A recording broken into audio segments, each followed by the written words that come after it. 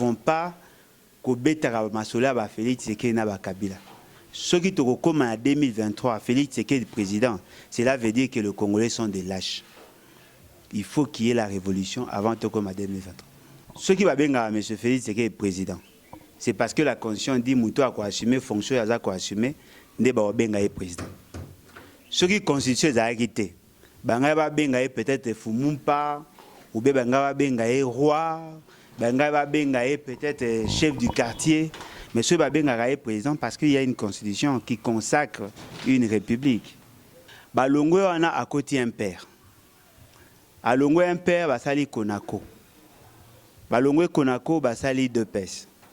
Balongo IDPS, ba yosa IDPS bar Tshisekedi. Et donc ça surprenant partout ici à Longwa. Batu nyonso na bazaka basumu ki ba mabe kayem tazaka malamu.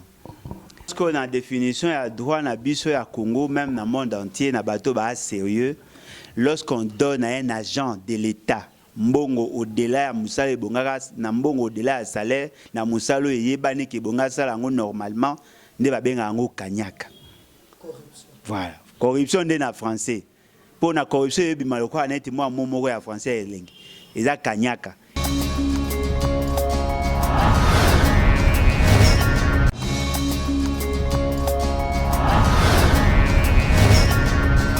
Mbote ba Congolais, bandeko ba Congolais, oyo bozami partout na mokili mobimba, mbote na ba résistant, mbote na ba patriote, mbote na bana Congo nyonso, ba bena Congo.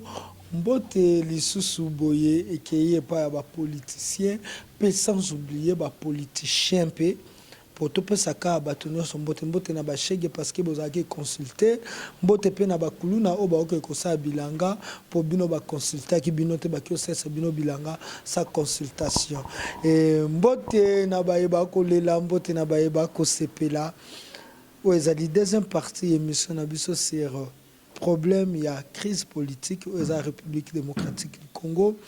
Tolobaki na deuxième émission tolobela mingi makamatali parlement, assemblée nationale.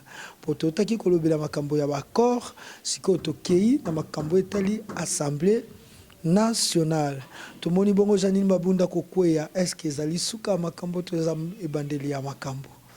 Est-ce que FCC à perdre majorité pour balobi jour mokolo nyonso jour après jour bato bako longwana FCC bako kendena union sacrée comme un regroupement politique mosusu tout est commune point d'interrogation na ye mwana mboka kolo Congo Kulutu Alain Bolodjoa wazali coordonnateur président ya nouvelle classe de l'opposition p moko ya ba révolutionnaire ya mboka Congo tukosola makambo o Mike Babo si nous sommes des mèches okoki déjà kofungola caméra na pesa invité na ngai mbote Kulutu mbote ndekola ngai mbote na balandi en tout cas merci na opportunité au pays na mokolo.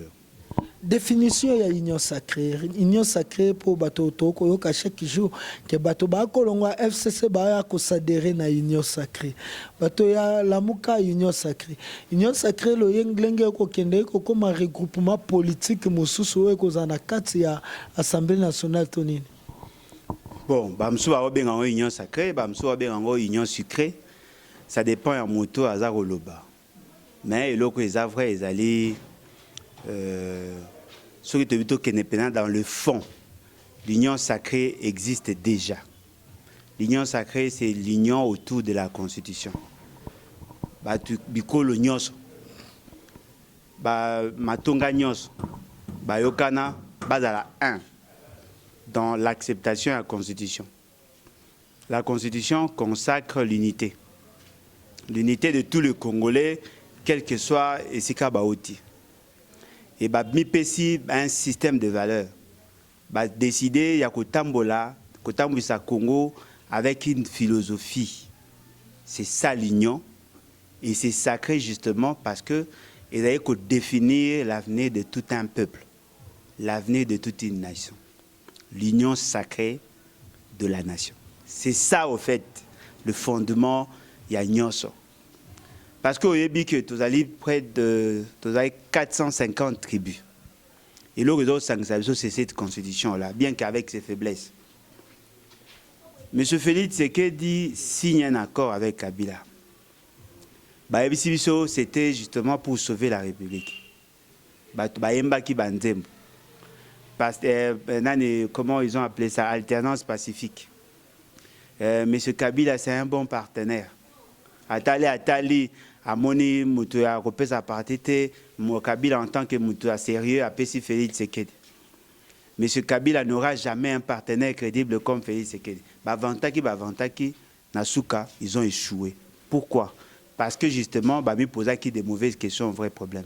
On ne peut pas avoir une union et qu'ils la sacrée autour d'un individu. Pas autour du pouvoir. Encore moins autour du pouvoir. L'union sacrée doit être autour des idées forces. Et fort malheureusement, ce qui s'est fait, ça n'a rien à voir avec une union, ça n'a rien à voir avec le sacré, encore moins la nation. Merci beaucoup, Toyoki. Selon de Koualem Bolodjoa, Oyetali, union sacrée. Lelo yo, on a une définition, on a matali constitution. Quand la constitution, on a une constitution, après si ba idée, to après si ba problème, ba solution exacte. Mais tant que Kulutu Félix Tshisekedi a se sentir bloqué dans la constitution, a zappé na droit ya ko bimali banda ya constitution pour na ko sauver nation to ko sauver peuple. Wana ezana ngoma bete. C'est ça en fait. Heureusement que la question est résumée sa démarche. Bazao kanisa que pour sauver le peuple, il faut abîmer la constitution. Au même moment, bao fonder action na bango na constitution. Ce qui va bien à M. Félix, c'est qu'il est président. C'est parce que la constitution dit Moutou a quoi assumer, fonction a quoi assumer, ne ba benga est président. Ce qui constitution est arrêté.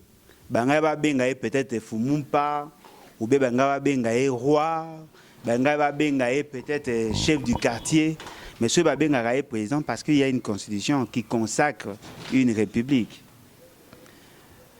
Moutou morote a koyo ko ça les lots en violation de la constitution à l'obaki il est fait pour l'intérêt à peuple. Parce que la constitution en fait c'est la volonté cristallisée à peuple. Nous tous nous savons que cette constitution est allée résultante il y a moi arrangement entre le parti. Et puis tu as vu que même soumettre un référendum c'était pas vraiment l'expression et la volonté à peuple. D'autant plus que ça qui avec moi makambamike à ma B. C'est-à-dire qu'ils ont désorienté la volonté à peuple. On n'a pas su mesurer si réellement c'était la volonté à peuple, mais la population l'a accepté de manière tacite. M. Félix Tshisekedi veut prendre des initiatives. Initiatives ça énerve certaines dispositions de la Constitution. Ce qui va peut-être maintenant un pays normal. En principe, qu'est-ce qui devait être fait? Et on va plutôt réviser la Constitution. Ou sinon, modifier la Constitution. Pour ceux qui ont ça, en violation de la Constitution, ne pensez pas que les autres vont vous laisser faire. Et ça, le quoi, norme, la FIFA. Adopter une fois. Ce n'est pas chaque match qui va changer les règles. Mais ceux qui peuvent prendre personne de Félix mandat lobby sauver biso pour nous sauver biso le quoi sengo bimali banda constitution bimana pour nous sauver biso le quoi souveraineté za biso. Ça la risque au boy. Dans un pays sérieux ça la boy. Au sali proposition d'une nouvelle constitution. Au soumettre à un référendum, le peuple a décidé. Non, mais le peuple a décidé. Mais le peuple a bataillé des personnes n'a bataillé MLCT. Il y a ça des consultations sur des questions et la gestion. À ça le référendum c'est pour changer la philosophie constitutionnelle. C'est ça en fait le problème na bango, qu'on confondre ba moment na ba époque. Botomé na pour la mabe parce que génération ya biso za génération ya ba oui amente. Donc, il y a des questions ou des questions trop philosophiques. On a pensé que Nini Eko Sala, que Zabolo, soka côté UDPS, a commis Anzelu. Anzelu, soka Bimili Banda, UDPS, a commis Zabolo. A Tanzambe Mokeli, jour à Kolobete, UDPS et Zelo Guamabe, a commis Satan, Satan a commis Nzambelo, Nini Eko Salabo. Bon, en tout cas, ce qui est vrai, ils allaient. il y a ce qu'on appelle l'illusion logique, même dans la philosophie. C'est-à-dire que tu vas changer le référentiel. Monsieur Etienne Tshisekedi, membre, il y a le bosso qui dans la MNC. À longo MNC, à Kena MNC Kalonge. Parce que bobo sanate, bangonde bazaki ba initiateur, il y a autre benga qui sécession Kassaen. Balongo on a à côté impère. À longo impère basali Konako. Balongo Konako basali IDPS. Balongo IDPS, ba osa IDPS bar Tshisekedi. Et donc ça surprenant partout ici à Longwa. Batu nyonso na bazaka basumu ki ba mabe kaye mutaza malamu. Lui qui a travaillé, il a pris des décisions contre les intérêts de la population. Il y a eu même des morts. Net ba Kimba ba Anani. Tout le monde ne donne la responsabilité qu'à Kabila, qu'à Mobutu, qu'à Kasavubu, mais jamais Pesa Etienne Tshisekedi une quelconque responsabilité. C'est-à-dire quoi? C'est-à-dire que lui, il a la chance. Yakobi Maloko a blanchisserie. Moutounio ce soir comme permet la Félix Tshisekedi à Goma à Monsanto. Au lobby. Ce qui Moutoulo a commis, net par exemple, tout un exemple typique, au Batutu Baroyo comprendre. Moïse Katumbi, qui était un mauvais gestionnaire avec Kabila. Au Babenga Kaye criminel et consort. À Longwe Kaka, na parti à Kabila, a commis proche na baron bamo ba sanctifié. C'est-à-dire que bazana blanchisserie na bango ba sukola rabatwa comme ezalo quoi purgatoire. Mouto e bongara ke elifelo, ba tikele moi temps espace pour à se requinquer, à fungwama, sukwama, à koma moto asika. C'est-à-dire qu'on va comme ça ba nouvelle créature. Au balobi, ce qui mouta commis na IDPS devient une nouvelle créature. Les choses anciennes sont passées, toutes choses deviennent nouvelles. C'est ça, au fait. Et c'est une honte pour la République. Mais ceux qui moutouana, au Azana Bango, le Baokumisaï, ceux qui ont longu a commis diable, on a vécu ça avec Kabila. Tant que Kabila a commis si Félix Tshisekedi est président, bah censé Kabila. Partenaire, crédible. Kabila sérieux, Simbi Kabila, Lingi, Félix Tshisekedi, quelques temps après, le même Kabila a commis sous Rwandais. Avant, Azaki Rwandais, pendant qu'il a commis na Bango, a commis Congolais. Si quoi à longue, bah lobby qui a longue, mais na Bango a commis Rwandais. C'est qui veut dire que Bango va définir ça. Bah quoi bah Bango va jojaka les degrés à sérieuxité à Moutou, les degrés à congolité à Moutou, les degrés à compétence à Moutou. Et c'est que nous savons. Est-ce que Boébi, qui est le père fondateur de l'IDPS, surtout Etienne Tshisekedi, a parmi Bato Basalim beaucoup ma casse. Mais quand on critique Félix Tshisekedi, peut mettre la bataille l'IDPS.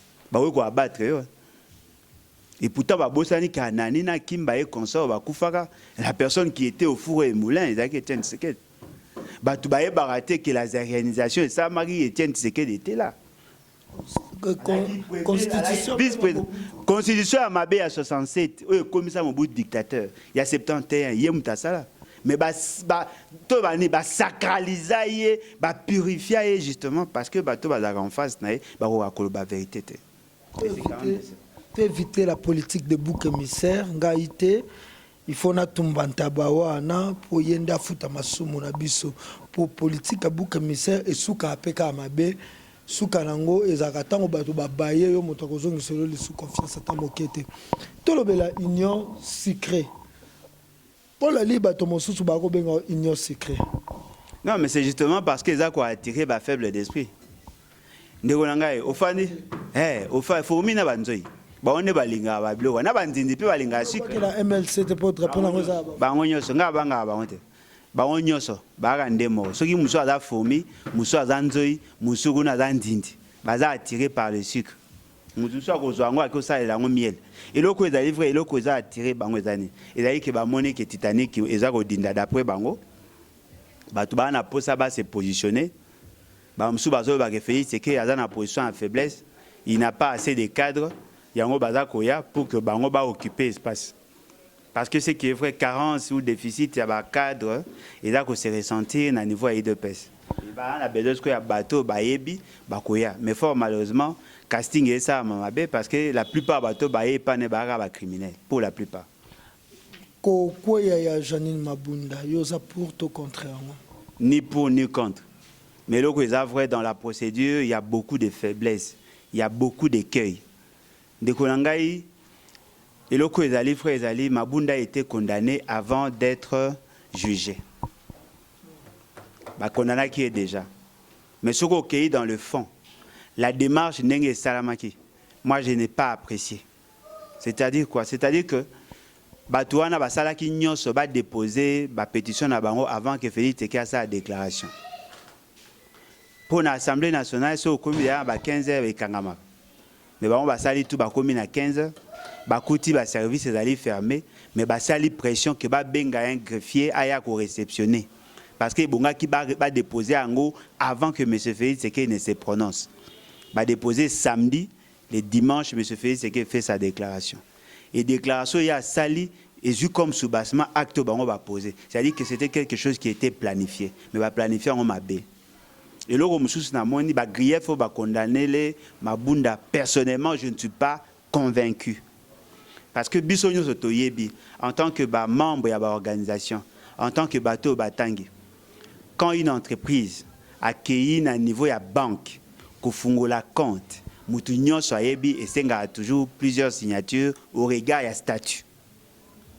Le président, par exemple, il y a une association où Azali a statut, il y a un contre-saint. Il y a Moutou, par exemple, il y a Moutou à chargé à finance. Ce n'est pas le président qui va décider ce qui va coûter signature moko ou deux. La même chose avec l'Assemblée nationale, qui a un règlement intérieur. Balobi, les finances, il y a l'Assemblée nationale, et ça a co-géré entre le président, les questeurs. Bangomi Baende Bakenda a contre-signé, sorti à Mbongo. Comment ça pouvait se faire que la banque a accepté qu'il y ait une seule signature? Et ce puis Bango, parce que réfléchissait, il m'a bien à personne. Pour les autres points, on peut débattre. Mais na Kawana, babimi ridicule parce que ça a maté. Aucune banque sérieuse ne peut accepter de faire sortir Mbongo sans que le contestant ait à la respecter. Mais bango ba lo bien. Et là comme je suis peine à remarquer d'ailleurs, ba aventure et salamaki na kati. Ba tuba swana, ba bunda, ba za l'agité. Au finish, on a compris tous que ba salaki on pona kanyaka. Ce qui veut dire que je ne peux pas être d'accord tant que Moutou Azar. Est-ce qu'il prouve que ba salaki on pona kanyaka? Ndekolanga na yebi ki basaki on pona kanyaka na lobaki on kuta avant bango moko ba loba to yebaki déjà que ça na kanyaka parce que to yebaki que batu mususu ba yebisaki bango ba ya po ba percevoir mbongo na zuka liboso muta liboso o alobaki que ça pona kanyaka ntingi pululu député ya Funa na ya Selembao po abimaki député provincial na national ntingi wa chaîne ntingi voilà.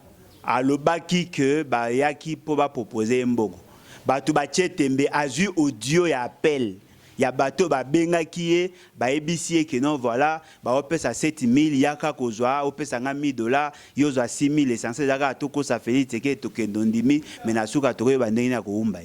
Il y a des audios qui existent. Et loko ya mi balé zali après ba opération.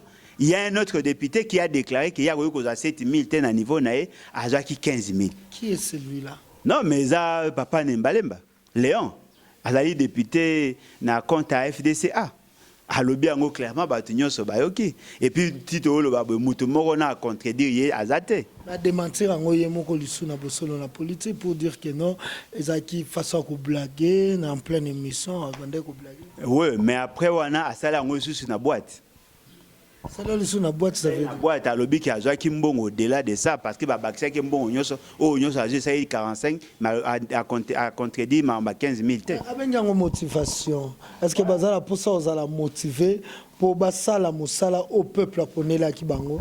Oui. Maintenant ce qu'on a définition à droit na biso ya Congo même dans le monde entier na bateau ba sérieux lorsqu'on donne à un agent de l'État mbongo au-delà ya musala bongaka na mbongo au-delà ya salaire na musalo yebani ke bonga sala ngo normalement nde ba benga ngo kanyaka. Voilà. Corruption de na français. Pour la corruption yebima lokwa neti moi momoko ya français elengi. Eza kanyaka. Et la corruption veut dire la pourriture. On a fait faire quelqu'un et loko bongaka sala moyennant quelque chose. Ce qui veut dire qu'il y a eu corruption. C'est comme Mouto azana posa mbongo. Bo pesi $7 000. C'est vrai que sa volonté a agi parce qu'il avait le pouvoir de dire non. Mais est-ce qu'à ça là, parce qu'il était convaincu, on a bien fondé la chose, ou bien à ça qui par rapport à la motivation. Alors comment peut-on bâtir une république sur des mensonges, sur la corruption? Ce qu'autant la constitution, ils ont exposé des motifs, ils ont un préambule, ils ont un accord, il y a la constitution, on insiste sur des mots tels que le tribalisme et la corruption. Il y a des gens qui gangréné ce thème. Bango moko ba constitution, ba insister sur ça. Ou ba ériger même en haute trahison pour l'institution présidente de la République, pour l'institution gouvernement, plus précisément le Premier ministre. Il faut lire l'article 164, 165, 166 pour voir la gravité, il y a corruption. Et dans Kawana, on condamne et les corrompus et les corrupteurs. Agence ya corruption oyo kulutu Félix Antoine Tshisekedi alakaki bato na Belgique bitango na kokoma Congo na kosala agence moko ya corruption oyo kosunga ekangaka bato bakopesa kanyaka na bayeba kozwa kanyaka makambu oyo agence ya corruption za. Non, mais agence wana sala. Agence wana ça existe. Il y a des amis qui vont travailler kuna. Bafuta déjà na le bana bafuta ba combien bafuta bango pratiquement ndenge mona ba vice-ministre coordonnateur bango azana rang ministre. Ba batika bana ba rang vice-ministre ba msusu ba secrétaire généraux et comme ça. Bafuta ma très bien. Baza détaché attaché na présidence de la République. Musala bango ba ça les années. Ba loi ba panneau. Ba komi koyi ba mbongo à l'état ils a mabe. Ba saka ba sport, ba l'exarona ba TV. Ça c'est ça oh ma théâtre oh abenga idiotie hein bateau pendario ba se comporter penda na bonyama nyonso. En principe la structure ou le pouvoir habilité de lutter contre la corruption, il y a makasi c'est d'abord le cours des tribunaux parce qu'il n'y a que la justice qui peut redresser les choses. Bango ba na pouvoir contraignant, ils n'ont pas le pouvoir d'arrêter les gens. Au lieu que vous motiver plus ba juge ba sala musala na pona ko sala c'est que ba kanga bato bango ba sala ngote ba créer une structure à part et la première personne ou les premières personnes au bazaka corrompu et puis bazaka corrupteur na régime ya monsieur Félix Tshisekedi ba partenaire na ba membre parti na yemoka na kati. C'est-à-dire quoi? Acte à liboso ba posa que la corruption à seni na cour constitutionnelle. Pour proclamer M. Félix Tshisekedi comme élu, sans soubassement, en violation de la loi électorale. Acte a mis balai à corruption et qui manifeste. Et qui le fait qu'il y avait des députés provinciaux à IDPS, 12. Où il y a un candidat sénateur na Bangote. Il y a des députés qui corrompus. Il y a IDPS qui manifesté. Il y a la présidence. M. Félix Tshisekedi a pris un communiqué via son directeur de cabinet, suspendant l'installation à Sénat en violation de l'article 114 de la Constitution. Va ouvrir enquête pour que va trancher sur la question. Le même député, on a voté qui va gouverneur. Et le même député sont là. Ce qui veut dire qu'il n'y a pas eu de jugement, il n'y a pas eu de condamnation. Preuve ezaki je koko alobaki nga nazaki na biki na ngai ya nini okomona te mosu ba convaincaki kulutu Félix Tshisekedi libanda ya tribunal alakisi biki abinga na votaki moto boye na votaki ba géri to batangaki ba kombo na bango je crois zaki photographe ya papa Etienne Tshisekedi akomaka député provincial yepe batangaki kombo na ye mais après makambo ane lekaki te zaki te que non ba santaki que non bato baza coupable te. Ah bon? Est-ce que va fonder une enquête le juge non mais on a posé question c'est ça c'est comme ça qu'on lutte contre la corruption. Vous savez enquête vous cité une autre situation la rétrocommission 15 millions mutoye bwana nyonga muto 100 millions boyebisi avant futa bo futa nyongo. Il faut appeler ça 10%, appeler ça 15%. Il y a un bon devoir, il y a un décote. Bazumbongo wana mbongo ane bunga, mais ce fait c'est qu'il y a des cop. Ceux qui n'ont pas nyonso et ça maraté et pas na biso zali permis. Parce que bo luka corruption wapi. Net OP eza motivation pour bato belé ba débat la banzele salama kabila kuta banda ko salango. Soki lelo yo peuple oazoki kofanda liboso ya nini ya palais du peuple sengi ba pesa e mai et sengi peuple wana ba futela transport comme liboso parler du peuple tanga kozonga bato moto sengeli botsa bango carburant depuis toi koloba na kati ba mobiliser ba base na ba ya ebele beaucoup mona mabeza pesa motivation une façon ya kolakisa bato na peuple na ba député baza bato moko yo okomona soki yo pozaki na place ano nga soutenir ba honte po bazaki na posa peuple ya bazaki pe na posa bato baza na kati bakoma bomoko. Est-ce que dans le mal a dit même nani ambongo dans le mal ne peut pas sortir le bien où eza mabunda kei? Bon, ça dépend s'il y a l'effondrement de la société et que tout le monde accepte pour supporter que nous à la contre. Parce que le comment ils allaient vrai, ils allaient que les néo-kabylistes existent. Bato baolinga ba sala makambo kabila salaki. Tout en le bango bato ba combattant pendant 17 ans, ba komi ko sala makambo kabila salaki, ce qui veut dire qu'il n'y a pas de changement. Or l'alternance sans alternative, c'est une alternance aveugle. Toi n'a poussé à changement, le changement a un prix. Batunyo so bomona lelo ba komi ko connaître le développement, ba combattant ma casse et la corruption. Beaucoup ko pesa ba justification nyoso. Un député qui touche $13 000, bon na posa ba pesa motivation ni. Et puis Mouto a yé ko ça les cambo parce que apercevoir mbongo. Vous pensez que la motivation, quel type de motivation? Pour toi na ngomi balé, motivation intrinsèque na extrinsèque. Quand on corrompt, ba pesi mutu mbongo po ça la eloko. C'est-à-dire qu'on l'a corrompu. Ba détourner na voix aux allées officielles, aux allées officielles pour même na voix aux allées officieuses. Et Moutouana a posé ba acte. Donc bozana degré à koina mabunda na niveau que bondimi ba tu ba violer tous les principes, il y a fonctionnement à l'état ba violer toutes les lois, l'essentiel pour na batozaki que au mona mabunda kende. Mais Moutou a corrompre wana na Moutou a Moutou bolongoli. Bango tout ba na même espace. Ce qui est qui motivation, pourquoi on n'a pas donné à tous les députés? Ce qui est qui motivation, pourquoi on ne donne pas à d'autres catégories de la société? Parce que ce qui est 10 000, qui 287, d'après Neto Oyoka, 287, ça fait $2 870 000. Wane bimi wapi na baposha batu to na kesa leta so na baposha batu batango bazwango wapi? Question yo posé ngape na oza ba pesa réponse. Ce qui est dans la caisse à l'État, c'est une ligne budgétaire. Quelle est cette institution qui poche à Batou Bazouango? Ce qui est dans la poche à Batou. Non, mais ce fait que coûte à la République près de 24 millions de dollars l'an. Wana na nemobi 24 millions de dollars. Ce qui a cabé a payé 3 millions, ça peut se justifier. Ce qui est dans bon et outil pas na été et outil na parti de l'IDPS. IDPS a des cadres, a des membres de parti. Bah ça la ba rétrocession na ba mbongo bazwa kaya ba na ba salaka so il ba oza 10%, ce qui veut dire que IDPS a cause na ba budget à 50 millions de dollars déjà. Ba tuna ki Moïse Katumbi question oyo na koningana tuno ma koza Moïse Katumbi te balobi il paraît Moïse Katumbi motazana sima e ba makambo ako tsapaki pona majorité za na maboko ya Kabila te soki Moïse Katumbi motakosala ngo na intérêt ni. Akosa on a intérêt à comme sa majorité comme aye pour comme premier ministre. Akosa on a intérêt pour maîtriser Mambo ezakosa. Mais loko ezali frère eza Moïse Katumbi eza place union sekoyo ko uta, c'est ce qu'on appelle la corruption. En réalité mutunyo so a participé ne loko info ba kangaye, que ça soit les corrompus comme les corrupteurs. Ba boyi ko kangaye parce que nous sommes dans un état d'immoralité.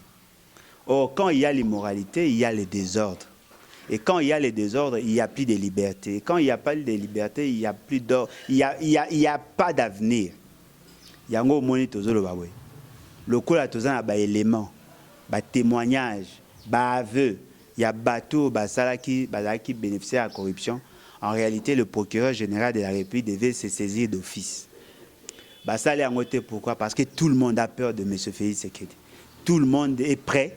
Il y a qu'à sacrifier la nation justement pour que on va se retrouver. Les gens pour ça là. Mais au même moment, nous cherchons l'argent pour payer les enseignants. M. Félix Tshisekedi a dit, et là vous avez surprenant, qu'à comme ici à salaire il y a enseignant à souk à $100. Alors que le SMIC parle de $130 Moutasuka. C'est-à-dire qu'il reconnaît qu'il a violé la loi en payant aux Congolais moins que le SMIC. 100 $. Et l'autre est allé surprenant, à lobby que non, voilà, à Rossal Agnon se peut améliorer les conditions de vie à les députés. Or, les députés et sénateurs, coûtera déjà dans la République près de 13 000 $ le mois. Mouto a 13 000 $. À Omona Mouké, Mouto a 100 $. Alors, pour ça, il y a bimbong exact, mais il va y 13 000. Or, Mouto a 100 $. Pour qu'il y ait un bon député, il y a moins qu'il faut ça là, 13 mois. Et 130 mois. 130 mois pour avoir un bon député. 130 mois.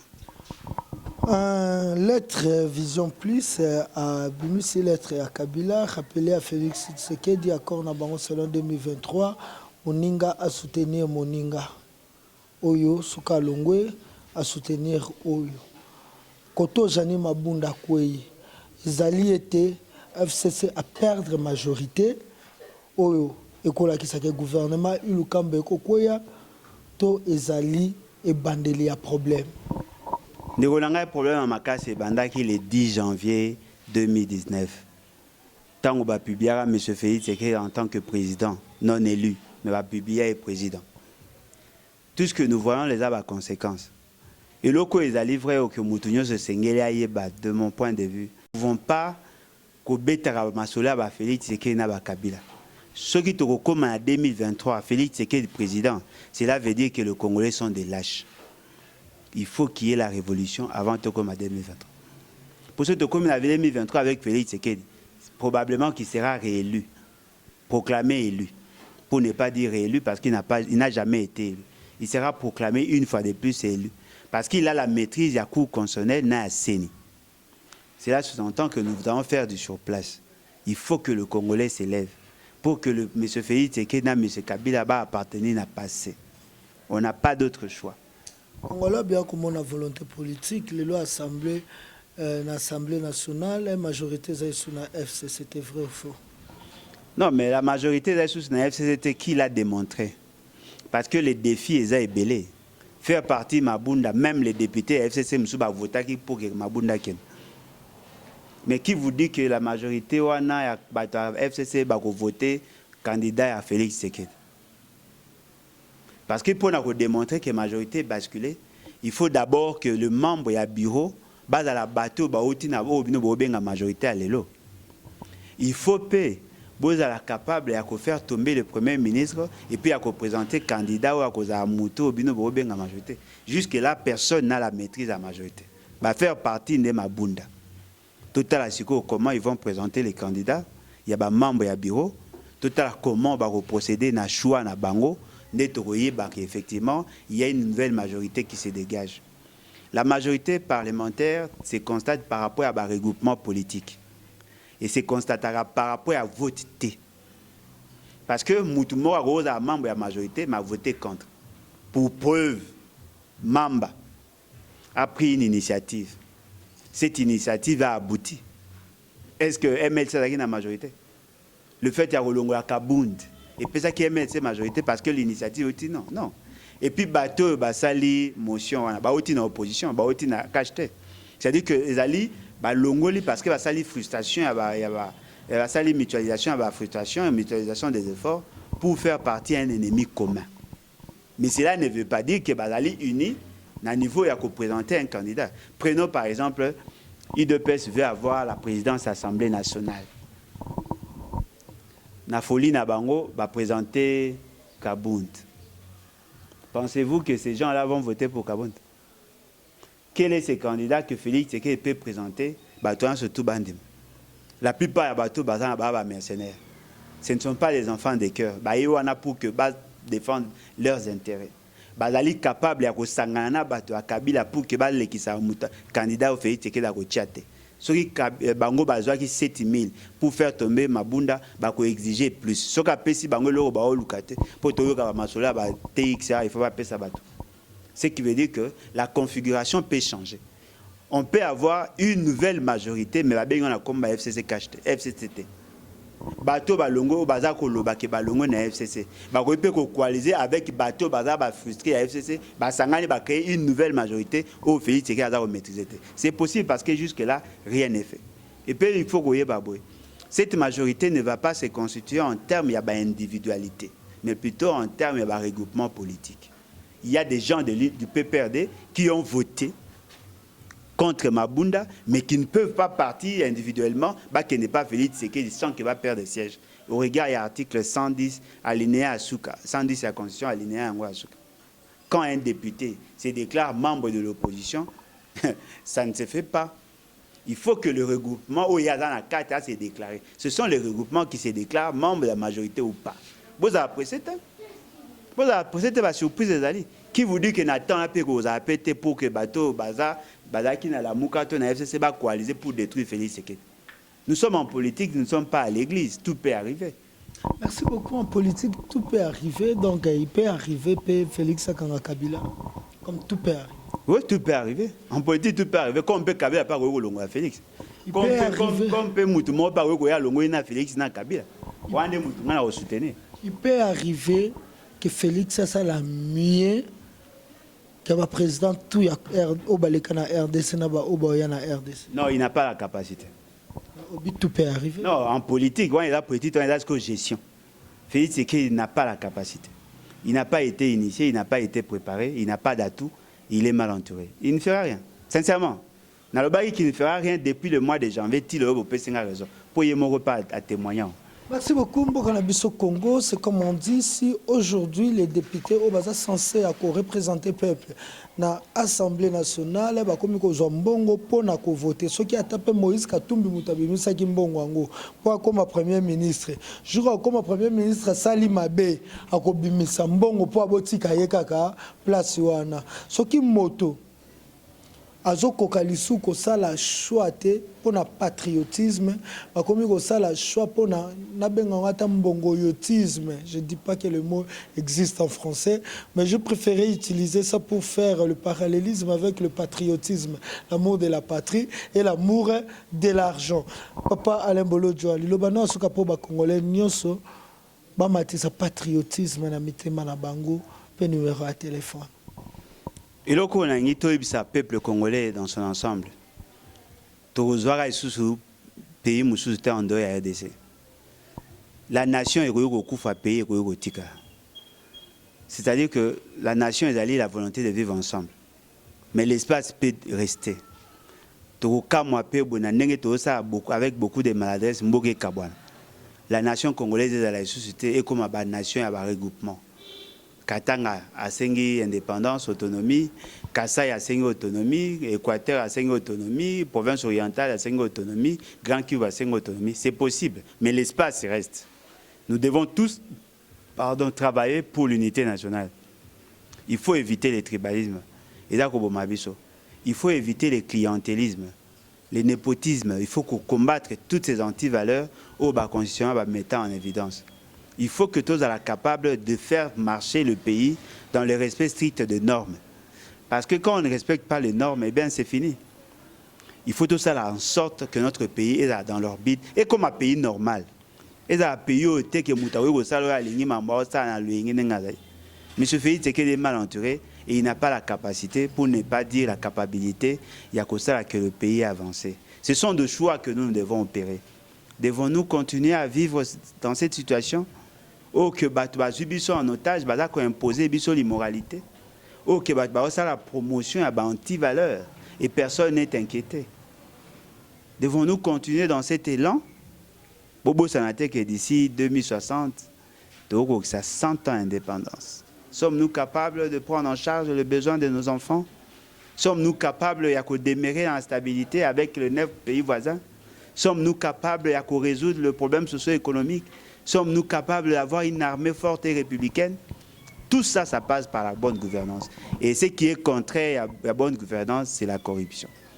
Numéro national 00243 81 250 28 51 250 28 51. Boya Boa adhéré. Nous sommes en train de créer un parti politique, les BAT, levons-nous et bâtissons. Et les partis politiques progressistes, tout ça, na posa bato balingi ba adhérer baya. Nous avons déjà commencé à causer la statut. Tout ça, il y a deux types de membres fondateurs. Les membres fondateurs ou les signataires, les membres fondateurs ou les cooptés. Les cooptés, ils soutenir par leurs moyens la création d'un parti. Les membres fondateurs, la première catégorie, ils bateau, ils signer les statuts et les règlements intérieurs. Je crois que la main était déposée dans la démonstration pour que tous les statuts. Pourquoi? Parce que nous avons connu un sérieux problème avec le service ANR. Tant que nous avons projeté l'action, nous avons statut, photocopie à statut, acte et agrément. Ce qui veut dire que nous avons limité. Il faut toujours toujours na sima baninga. Kozara toujours na sima baninga, ils ont dérangé parce que nous n'aurons pas la capacité de faire véhiculer le message. Nous avons créé parti. Levons-nous et bâtissons. Lèvons-nous et bâtissons. Désormais, c'est lèvons-nous et bâtissons. Boebi ndengezabo numéro de téléphone PC à déjà PC. Boebi malamwete mboko Congo soto bundite nana ko bundia biso pe ko bunda na kata mboka Congo o ko bunda na ba façon nyoso mais soko ozape na mokanda te ba créer le problème sou yangwana. Tono ba ke bande ko bo soutenir biso ata ba mikanda ya ba association oyo. Tous les mikanda ya association pour permettre la sensibilisation tout ça la banzela ezala et continuer ezate que non et salami lelo to 400 000 kati toto ko fanda na sa ba parti politique ba to pour to luka to obéir na o bango ba koloba mais ce qui lelo yo tozana ba mikanda na biso lelo na koya to tomboli drapeau levons-nous et bâtir na komo to bandi ko pesa oyo ezala mitu na biso ko kotisa ngo epa ya bato ko kotisa congolais alongwa na loboko ya mondele l'impérialisme ko yebisa congolais alongwa na ba dirigeant oyo baza ba malhonnête ko ngwana ba dirigeant oyo baza ba incapable ba irresponsable mais tout wana ekosenga to tambola ngona ordre sauté cachot sur cachot sur cachot comme on a ndeni biso ba trésor king to lemba ba cachot sengaka to zonga moi sima pour trop de cachot pe et le ba papa langa Jimbukele je le sali trop de cachot pe na via moi mobile ko mabe et ko mabano ba obetela ba ma solo ba la ba ko moka sa papa zara kuluna bozara kuluna te o bandai ko bundela mboka merci na bino nyoso merci na famille Bukele meilleur ve na bino nyoso famille Bukele nyonso epesami na mboka libanda merci na batutu ba soutenir trésor Bukele na 2020 na ko remercier bino tito koma na décembre le 31 décembre ba open zamba otinde la biso na 2021 zamba tinde la biso lisu esiko bazaki moko ba koma samba koma 1000 merci na ba oba soutenir combat ya batutu bazaka na terrain ba révolutionnaire ba résistant na ba oba soutenir ka papa Alain Boloja. Merci Nabino, Zamba bakisa bino ebele pour être idée ebima. Ngambo wana baolonga biso ka po bazande na soutien belé. Tolo baka makasi na bango zaka soutien zebele tolo ba vérité. Bye.